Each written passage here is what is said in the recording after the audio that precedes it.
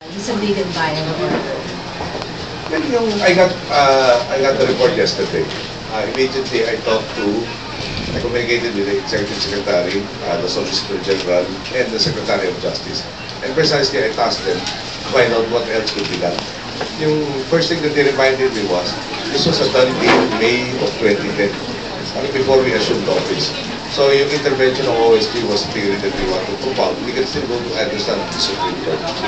But the process you have to exhaust the remedy, which is to file a motion for reconsideration. I think that will be the rule.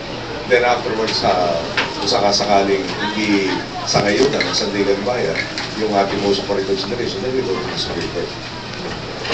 Were you surprised for this order?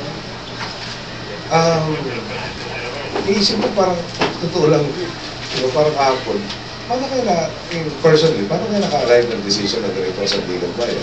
Parang nasa vacuum sila.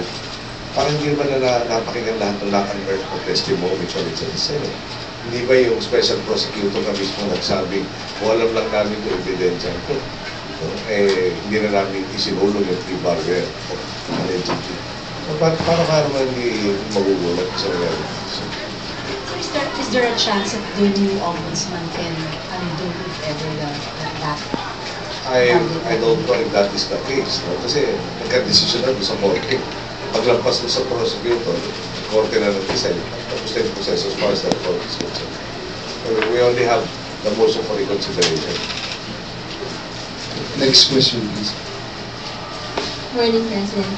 Sir, it's exactly May 10, a year after the election. Sir, how has life personally changed for you, sir? There are reports